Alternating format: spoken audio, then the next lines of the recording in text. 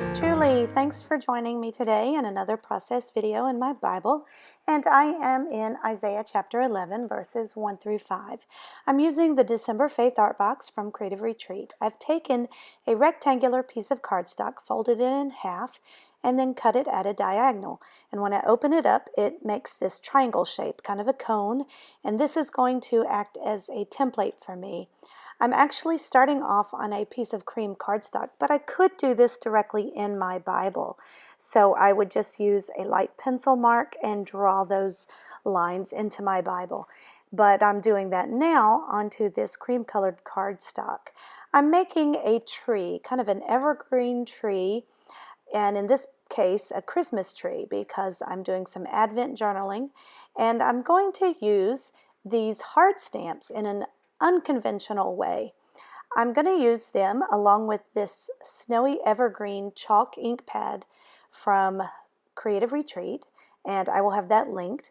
And I'm using the heart upside down, and this is going to create the boughs of the evergreen tree. So you can see what I'm doing here. I'm just stamping each individual heart, but I'm slightly overlapping them and slightly staggering them. And you'll see this tree just come to life. I've sped up the process a little bit so that it just goes a little bit faster, because this did take a little bit of time, but it's really cool to see how it works. Now I'm switching to the smaller heart. There were 2 stamp sizes in the kit, and I topped that off. You can now see how it's gonna I'm gonna fill in with the small heart, these little white spaces, and how much you fill it in is completely up to you. But look how that tree just really, it grows and it came to life. What a really cool process. I might just do this in my Bible and some other places. Now I'm going to be embossing on this tree. So I use my powder tool to just brush all along. I'm now using this beautiful floral stamp that is in the kit, and this is going to be the garland on the Christmas tree. I'm using a gold metallic ink, an Encore ink, and this is a pigment ink, so it's going to make the embossing powder stick. Now, I'm not worried about them hanging off the edges, because I am using those guidelines that I drew earlier, and I'm actually going to cut this tree out. But if I were doing this in my Bible directly, I would probably use a mask, like some washi tape, to mask off the edges so that all of those sprigs along the side wouldn't be showing. So now I'm just sprinkling some of the embossing powder. You see I did stamp a random floral piece over on the side there, and that's because I'm going to be cutting out one of those flowers. You'll see how that works. So I tap off the edge, the powder off of the paper, and you can see now that I was kind of messy with this process, but I'm not too worried about that. I had some of the ink on the edge of the block, so you do want to be careful about that, but this time it's really not a problem because of the whole process and how it's going to work out. So I did use a paintbrush just to kind of brush some of that off. I'm using my heat tool now to heat this embossing powder. You have to heat set it, and a hairdryer will not work. You need a heat embossing tool. And what it does is it dries this powder. It goes from a powder to a solid, kind of an enamel, and it's just beautiful. It's shimmery and gold, and it's beautiful the way it works out. It also has a raised edge, so it's great for painting. Now what I'm going to do, I'm using some acrylic paint. This is from the Illustrated Faith set. Actually, not this one, because I needed red. This is an Artist Skills or Artist Loft set. I will link them. But I'm just going in and filling in these flowers, and I'm making them kind of poinsettias because I'm painting them red here. This reminds me a lot of my great-grandmother's hand-painted china. The look that it gives, it's almost see-through, almost like stained glass. You'll see on some of the close-ups how it looks. It's just a beautiful look. All I did was wet my paintbrush slightly, not very, very wet, and I'm picking up the paint and going over the flowers. I'm using a little bit of the mustard yellow now to fill in the center of the flower, and that will really make it pop and make the poinsettia look more like a poinsettia. Now this random flower that I have over here, I did paint it, but I'm cutting that out because that's going to be my tree topper. And I'm going to make a tab with the leftover image right there, just that edge of the paper, the cardstock. And you'll see I cut that out with my We Are Memory Keeper. That's hard to say, that's a mouthful. And I just cut that out. I am painting that flower, and it's just a little bit of a flower. It's just kind of a delicate, dainty look, the way you just have just a tad of that image left.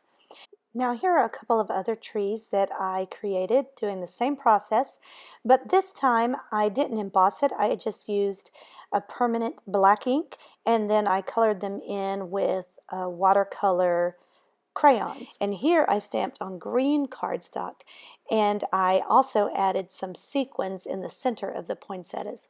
So that was a couple of variations. You'll see close-ups of those later on. So I just had a lot of fun doing these trees because they turned out so cute and actually quite beautiful. So I'm turning my attention now to the actual Bible page, and I've already just drawn in, hand lettered, the words Jesse's stem, and now I'm stamping with the word great. This is from the stamp set. I used it in the Snowy Evergreen, the chalk ink pad, and then I used the swirly stamp, and I am stamping that in first the gold, and then I go over it with the Snowy Evergreen just to give it kind of a shadow look. And I'm going back over that again with my pen with kind of a faux calligraphy effect. Co-calligraphy.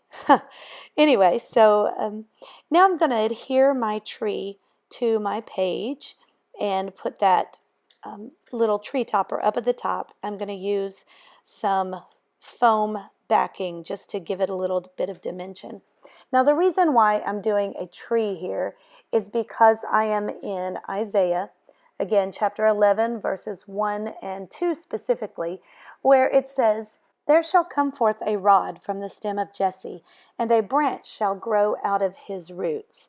Now, as I'm studying through the Christmas season, the Advent season, and preparing my heart for Christmas Day and just the gift of Jesus, I'm really focusing on the names of Jesus, and I've been going through the Old Testament and the New Testament, focusing on that.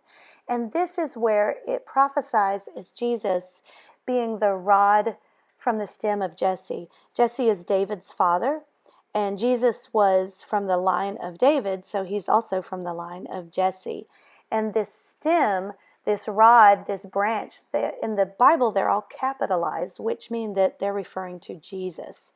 So you can go over to the Creative Retreat blog and just read a little bit more about that and some of my ideas and just my take on these Bible verses. It's a beautiful thing, and I just pray that you will really focus on the gift that God has given to you through Jesus here during this gift-giving season. So I'm just finishing up. I put my tag up at the top, and I used some alpha tiles that said Jesse's stem. I used some really pretty washi tape that was just real delicate and pretty and kind of dainty.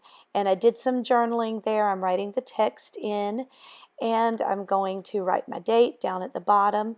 I underlined my verses and highlighted the 2 verses that spoke specifically about the stem of Jesse. Here are those 2 other trees that I did, and I added this gorgeous bow that was in the Faith Art Box for December. I decided I wanted to add some splatter paint because I had a streak of gold going across from when I was stamping that swirly stamp heart.